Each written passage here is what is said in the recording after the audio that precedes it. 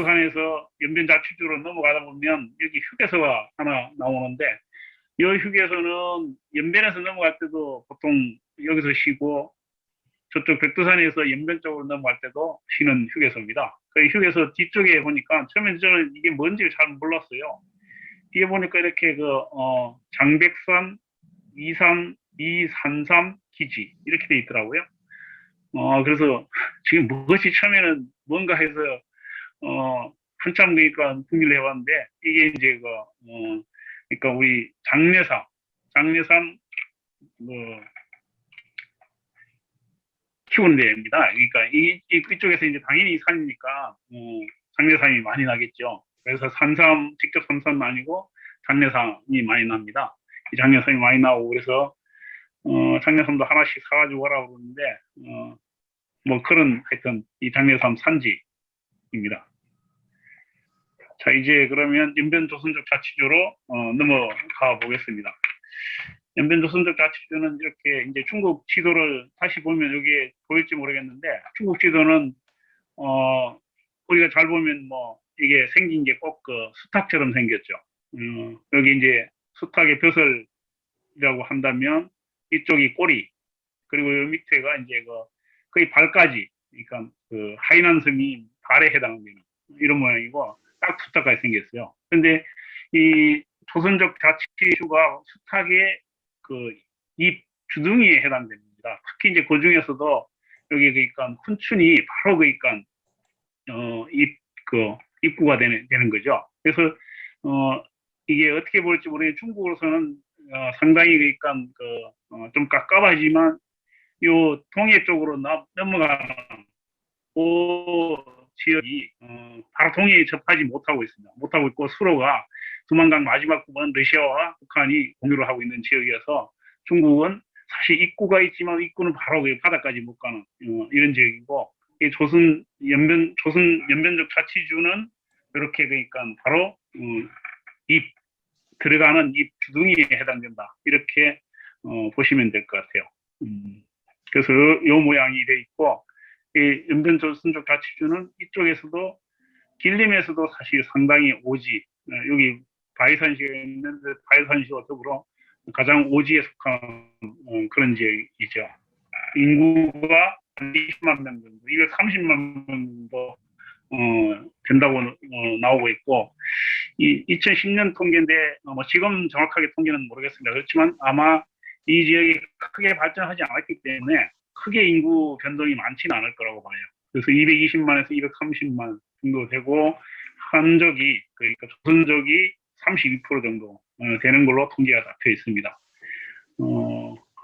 그래서 이 지역에 이제 연변 조선족 자치주에서 그러면 32%면 대충 한 70만 명 정도 되는 거죠. 조선족이. 근데 조선족이 70만 명인데 지금 실제로 그러니까 여기 살고 있는 사람들은 거의 뭐 많지 않다고 그럽니다. 많은 사람들이 한국에 들어와 있거나 아니면 대도시에 돈을 벌러 나갔기 때문에 지금 이 연변 조선족 자치주 같은 경우는 이제 공동체의 정체성 문제가 굉장히 심각한 문제로 고민이 된 그런 상황이죠.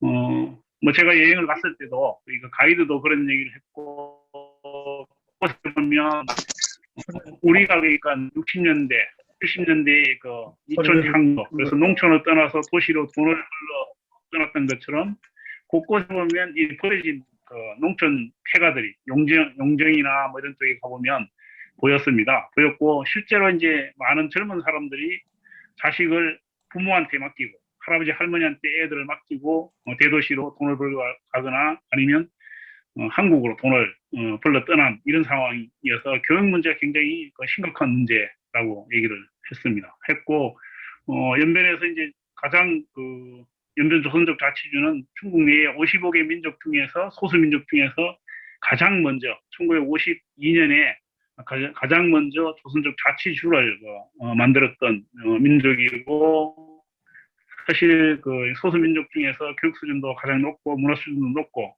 생활 수준도 높은 지역이었는데 지금은 오히려 그러니까 낙후된 지역으로 돼 있고 그것 때문에 돈이라는 문제 이런 것 때문에 사실은 조선족 자치주의의 정체성, 유지, 공동체의 유지 이런 점에 굉장히 심각한 위협이 되고 있죠. 그래서 단적으로 이를테면 인구수도 계속 조선족의 비율이 줄고 있을 뿐만 아니라 민족대학이라고 하는 연변대학 같은 경우도 원래 이제 조선으로 강의를 하게 됐는데 지금은 조선으로 강의를 하지 않는다고 그래요. 그러니까 조선으로 강의를 하게 되면 알아듣지 못하니까 결국 중국어로 강의를 하는 겁니다. 그러면 지금 현재 비율이나 이런 걸로 볼 때는 민족대학이라는 이름을 이렇게 바꿔야 되는데 중국이 이제 그렇게는 안 하고 있는 겁니다. 안 하고 있지만 실제로 그러니까 엄격한 그 적용으로 본다면 연변대학 같은 경우도 민족대학이 아니라 그냥 일반 대학으로 바뀌어야 될 이런 상황인 거죠. 그러니까 연변의 조선족 자치주가 이렇게 유지될 수 있는 이런 문제에서는 굉장히 심각한 위기 상황인 겁니다. 뭐 그런 점을 놓고 보면 이제 90년대부터 조선족들이 한국에 와서 돈을 별로 많이 나왔는데 그 과정에서 한국이 어떤 역할을 했는가 이런 부분을 생각할 때 우리가 문제가 되는 부분들이 많이 있는 거죠. 조선족 자치주의 이제 도나시가 가장 도나시하고 왕청이 가장 넓죠. 근데 이 지역은 왕청은 뭐 사실 산골이어서 왕청 현이고 도나는 시이긴 하지만 역시 이제 외곽 지역이라고 할 수 있습니다. 중심은 연길시와 용정시, 도문시 이 지역이라고 할 수가 있겠습니다. 이 지역이 이제 가장 조선족들이 많이 살고 비교적 도시화되어 있는 이런 지역이라고 할 수 있겠죠. 그리고 지금 현재는 이제 춘천시가 가장 핫한 도시, 조선족 자치주 안에서는 가장 핫한 도시, 뜨는 도시라고 얘기를 해요. 왜 그러냐면 이게 이제 북중러에 그러니까 삼각 지역에 위치해 있고 그래서 가보면 원래 연변 자치주는 조선어 그러니까 한글이 가장 먼저 간판에 올라가 나오고 그 다음에 중국어 이런 게 나오는데 춘천시에 가서 보면 이 간판이 그러니까 러시아 간판이 먼저 나온 데도 많아요.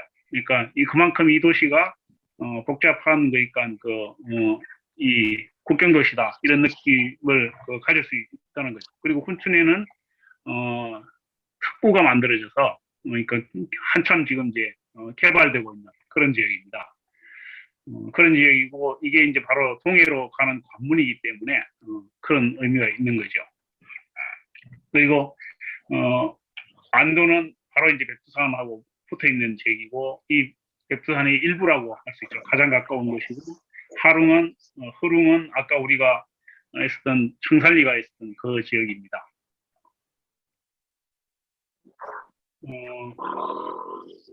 자, 지도를 이렇게 보고 넘어가겠습니다. 이건 넘어가고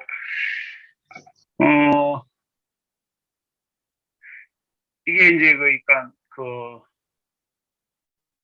연길에 가면 연길 시내를 가로지르는 강이 있는데 강 이름이 약간은 좀 우리한테는 서툰 불어 통화라고 그렇게 합니다. 그러니까 만주어로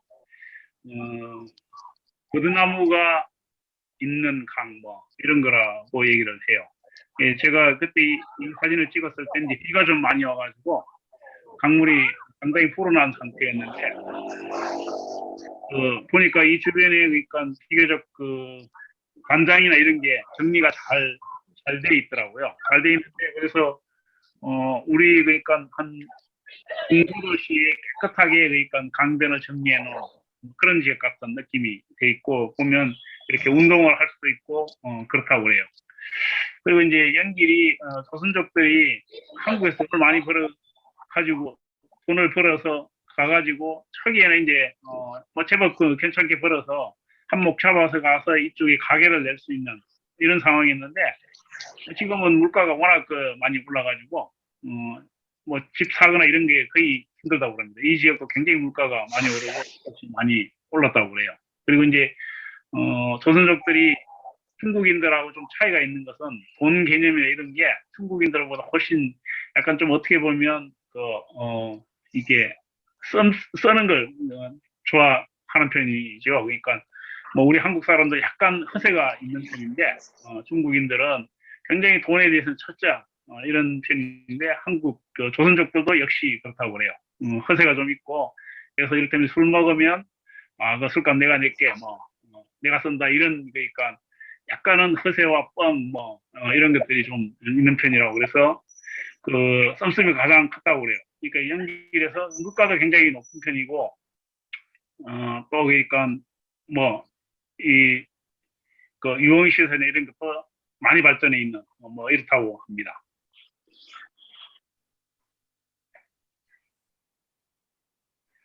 밤에 찍은 사진이고요. 그리고 뭐 낮에 찍은 사진들 이렇게 보면 이제 버드나무가 옛날에 있던 그 버드나무가 그냥 그대로 있는 것은 아니겠지만 버드나무가 곳곳에 보였습니다. 그래서 이제 저도 어릴 때 시골에 살았기 때문에 이 버드나무에 대한 기억이 굉장히 그러니까 많이 남아 있는데 북만주 지역을 가니까 북만주 지역 곳곳 벌판에 이렇게 도로가에 버드나무들이 많이 있더라고요. 그래서 그런 추억을 그러니까 느낄 수 있었는데 이 강변에도 바로 옆에 이렇게 도시 중심가에는 버드나무 없지만 약간 좀 내려가거나 외곽으로 가면 이런 버드나무들이 많이 있습니다. 이렇게 정비가 비율이 깨끗하게 돼 있어요. 그래서 운동을 하면 지금은 여기는 뭐 보이지 않는데 그러니까 휴일에는 나와서 뛰는 사람들도 있을 것 같아요. 예, 이건 호텔에서 본 광경입니다. 그리고 이제 연변 자치주를 얘기를 하면서 잠깐 그러니까 좀 언급하고 넘어야 될 거는 뭐 제가 이미 얘기를 했지만 1952년에 그러니까 중국 내에 가장 소수민족 중에서 가장 먼저 처음엔 자치구 그리고 이제 그 뒤에 자치주로 한 단계 내려갔는데 우리나라 같은 경우는 1,000만 명이 넘게 살고 있습니다. 그 동북 지역에서 가장 많은 소수민족이죠. 근데 만주족은 당연히 인구로 보면 자치구를 가져야 되는데 자치구가 없습니다. 그러니까 만주 곳곳에 만주족 자치현, 자치시 이건 있는데 자치주도 없어요. 그러니까 그건 청나라가 그러니까 결국 중국이 서구 열강에 의해서 아주 굴욕적인 그러니까 침탈을 당한 마지막 나라가 청나라였고 그 청나라의 주인이 바로 그러니까 만주족이었기 때문에 사실은 그 만주족이 대접을 제대로 못 받았죠. 거기다가 일본이 만주를 침략하면서 만주국을 세웠는데 그 만주국이 그러니까 그 황제가 부위가 이렇게 보면 이제 중국인으로서는 1945년 일제가 패망한 다음에는 만주족에 대해서는 굉장히 낮은 평가를 내렸던 겁니다. 그러다 보니까 실제로 그렇게 기여한 바도 없고 역사에서 죄인으로 취급을 받았기 때문에 당연히 이제 만주족은 자치구를 못 가졌습니다. 근데 이제 조선족은 가장 먼저 자치주를 그러니까 만들었고 그것은 항일 시기에 아주 그러니까 중국과 더불어 항일투쟁을 조선인들이 벌였던 그리고 중국의 해방전쟁이라고 하는 국공내전 과정에서 조선인들이 기여한 바가 너무 컸기 때문에 가장 먼저 이렇게 조선족 자치주를 만들 수 있었죠. 근데 지금은 중국 내에서도 이제 약간은 좀 상황이 벌어지고 있는 거죠. 이를테면 이제 만주 지역에서 청나라에 대해서 그리고 만주족에 대해서 평가가 중국에서 과거처럼 그렇게 아주 그러니까 낮게 평가를 하지 않아요. 상대적으로 제 느낌으로는 실제로 이제 곳곳에도 보면 그런 현상이 나타나는데 만주족이 청나라는 세계적인 제국이었잖아요. 그것을 그러니까 만들었던 것에 대해서 정당하게 평가하고 있고 또 한편으로는 이 동북 지역에서 조선족의 지위를 약간 그러니까 낮춰 그러니까 밀어내고 그 대신 만주족의 지위를 올리려는 이런 경향들이 있습니다. 그건 아마 제가 볼 때는 조선족은 비록 인구가 220만밖에 안 되지만 남과 북에 두 개의 나라를 사실은 같은 동포와 가지고 있는 두 개의 나라가 있지 않습니까? 그리고 이 두 개의 나라가 다 그러니까 만만치 않은 나라죠. 그런 걸 생각하면 중국 입장에서는 그런 견제가 필요한 거죠. 이 사람은 이제 조선족 자치주 초대 주장이었던 주덕해입니다. 주덕해인데 이 주덕해는 원래 그러니까 태어나기는 러시아에서 태어났어요. 우스리스크에서 태어났는데 항일 활동을 이쪽으로 그러니까 연결 쪽으로 옮겨서 항일 활동을 주로 북만주 지역에서 영안 지역에서 항일 투쟁을 벌였고 나중에 모스크바로 유학을 갔다가 연안 그러니까 중국 공산당이 있던 연안에서 활동을 했습니다. 연안에서 활동을 하고 1945년에 일제가 패망하면서 조선의용군 정치위원으로 이 만주 쪽에 들어와서 활동을 하게 되죠. 만주 쪽에 들어와서 활동을 하고 그러니까 조선족 자치주를 내는데 주도적인 역할을 했습니다. 그리고 지금의 이제 연변대학을 만드는 데도 중요한 역할을 했죠. 그렇게 해서 초대 주장이 되었고 초대 주장이 되었는데 나중에 이제 그 문화대혁명 때 박해를 받아요. 문화대혁명 때 박해를 받아서 주잡하다. 그리고 이제 조선족 같은 경우 굉장히 탄압을 많이 받았는데 비교적 그러니까 이 문화대혁명은 극자적인 요소를 가지고 있었기 때문에 공인들이 민족주의자들에 대해서 굉장히 탄압이 심했고 그래서 이제 그 조선족 같은 경우도 민족 문제 이런 차원에서 굉장히 박해를 많이 받았습니다. 지난번 시간에 제가 얘기했던 백두산 이렇게 늘 나누는 그 과정에서 그건 이제 중앙정부에서 그러니까 주원래 수상하고 북한의 이제 김일성 수상하고 직접 회담을 했을 정도로 중앙정부에서 관여를 했고 조선족 자치주는 전혀 관계를 하지 않아도 공위병들이 와가지고 백두산 천지를 팔아먹었다. 그래서 중요한 그러니까 이 박해하는 중요한 이유 중에 하나로 들었어요.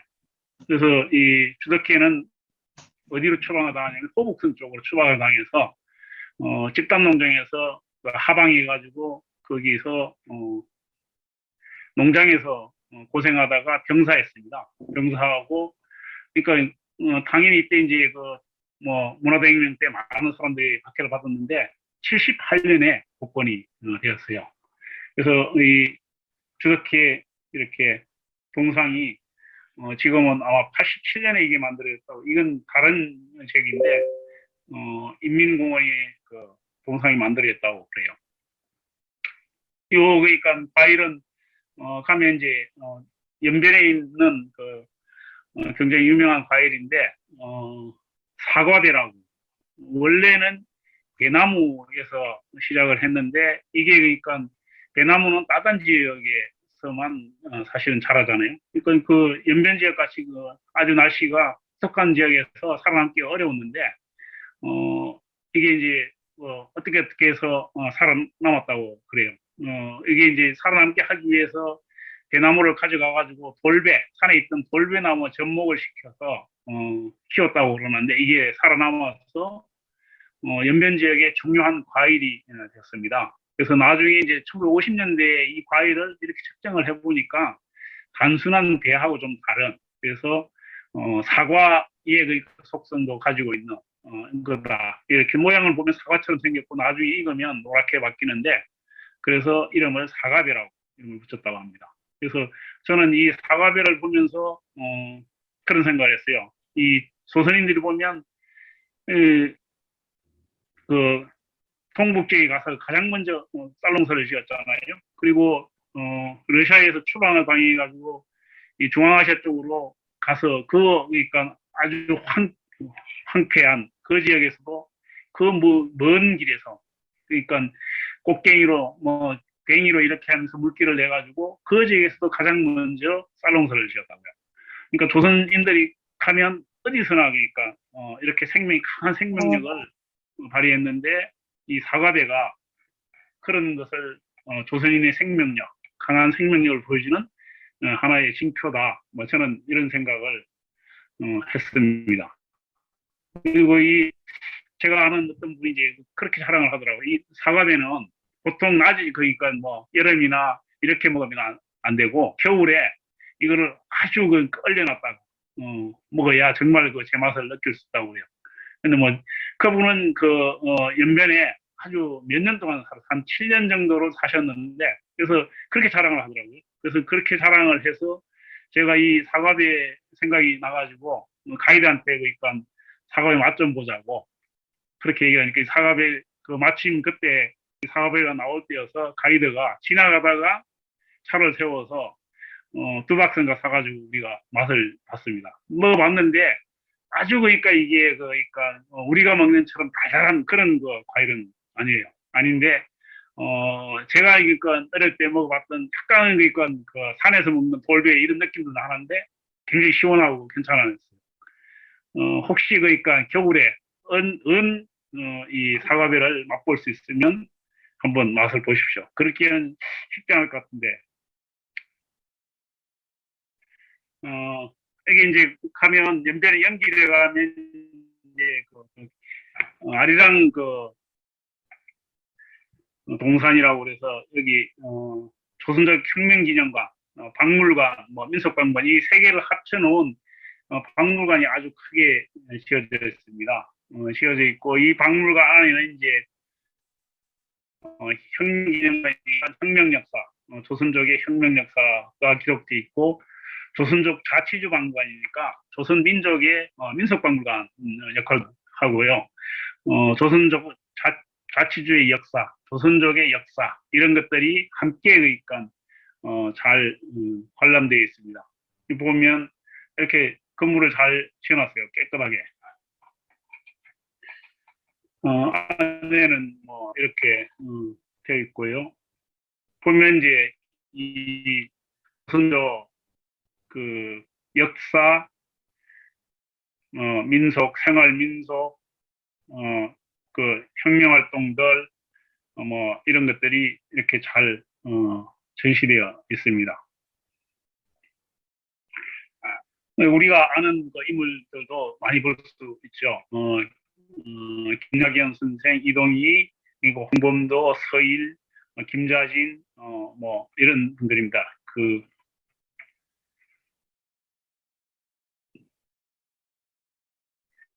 이상용 선생, 안무, 뭐 구춘선, 이런 분들이에요. 밤에 그러니까 계속 그 연변도 중국은 가면 곳곳이 이렇게 항상 공사 중뭐 이런 것이지만 중국 제가 이제 처음에 78년에 처음 서울을 왔는데 서울에 오니까 서울은 매일같이 공사를 하더라고요. 매일같이 공사를 하고 이게 그러니까 계속 짓고 다시 부수고 짓고 다시 부수고 이런 모습을 봤는데 중국에 가면 꼭 그런 느낌이 듭니다. 이건 이제 중국 소수민족의 분포도인데 이 만주족에 보면 그 좌앙족의 다음으로 인구가 많습니다. 1,000만 명이 넘는 거죠. 근데 이 많은 다른 하그니까 소수 민족들 위구르족이라든지 여기 그러니까 티베트 쪽이라든지 회족이라든지 좌앙족이라든지 뭐 토과족이라든지 이족이라든지 다 자치구를 가지고 있습니다. 몽골도 마찬가지고. 근데 만주족만 자치구가 없죠. 요건 그러니까 그 표를 보면 그 조선인들이 처음에 그러니까 1931년에 일본이 만주를 침략하고 나서 본격적으로 무장투쟁을 시작할 때 그 당시에 이 그 조직 상황을 간단히 보여주는 건데 1931년 1월에 보면 동만특위의 그 조선인 당원이 91%였습니다. 중국인 당원 8%에 불과했어요. 그게 이제 점차 그 시간이 지나면서 달라지는데 33년에는 조선인이 95%였고 34년 10월에는 96%, 97%까지 됐습니다. 그리고 이제 33년 12월 되면 많이 떨어졌죠. 70%로 떨어지는데 이 이후에 이제 비율은 물론 이제 그 중국인들이 본격적으로 공산당에 가담하거나 그 항일투쟁에 참가하는 숫자가 늘어나는 그런 측면도 있지만 또 한편으로 동만 지역에서 민생단 사건이라는 아주 그러니까 민족적인 비극이 일어나는 이 사건과 무관하지 않습니다. 어쨌든 초기 그러니까 동만 지역, 동만주 지역에서 항일투쟁 그리고 중국 공산당의 활동을 하는데 중심 역할은 조선인들이 했다. 이런 것들을 이 표가 한쪽으로 보여주고 있습니다. 이건 뭐 연변에서 이제 방종식을 만들었던 그걸 이제 이렇게 그림으로 그려놓은 모습입니다.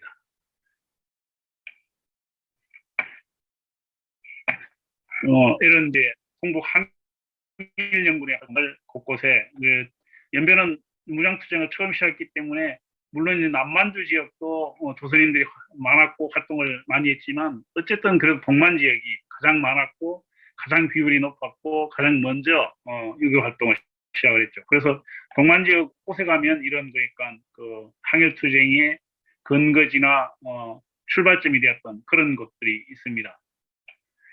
나중에 이제 그 동북 항일연군으로 이런 유격 항일 무장 세력들이 조직을 해서 발전을 해서 점차 발전을 해서 조직된 군대로 발전을 하게 되는데 그 군대가 동북 항일 연군으로 36년에 조직적으로 편제됩니다. 동북 항일 연군은 동북 지역의 항일 연합군이죠. 연합을 얘기할 때는 조선인과 중국인의 연합 이런 의미가 있고 또 하나는 민족 내에서 계급을 넘어서는 민족적인 대의에 공감하는 통일전선 군대다 이런 의미를 가지고 있습니다. 동북 지역의 동북 항일 연군이 조직되는데 주로 남만주와 동만 지역 그리고 이제 북만주 지역도 사실 조선인들이 많이 살고 있던 지역을 중심으로 해서 이렇게 그러니까 무장 부대들이 만들어집니다. 그래서 1군에서부터 11군까지 만들어졌고 이 조직이 이제 많을 때는 한 4만 명 정도 무장된 부대를 가지고 있었다고 그래요. 여기 보면 이제 숫자가 1, 2 그러니까 이 남만 지역이 1군 그리고 동만 지역이 2군 그리고 이제 북만 지역 이쪽은 이제 그 하얼빈과 약간 떨어져 있는 하얼빈 외곽 지역인데 이 지역이 이제 3군이 조직됩니다. 그리고 4군은 러시아와 국경 지역 이게 4군이 조직되고 5군이 약간 그 아래쪽에 그러니까 1, 2, 3, 4, 5군이 동북 항일연군의 주력 부대들인데 1군은 우리가 이제 남만 지역을 보면서 지난번에 오면서 했던 양정우 그리고 이홍강 이런 사람들이 주요 핵심 인물이었고 2군은 이 조선인들이 대부분 다 그러니까 중심이었습니다. 그리고 3군은 여기 이제 제가 다음 시간에 얘기를 할 텐데 김책이나 허영식이나 이런 그러니까 조선인들이 핵심 간부로 활동을 했어요. 그리고 조상지라는 동북 항일 연군 중에서 굉장히 높게 평가하는 중국에서 높게 평가하는 장군이 활동을 했습니다. 이런 그 분포를 이렇게 볼 수가 있습니다.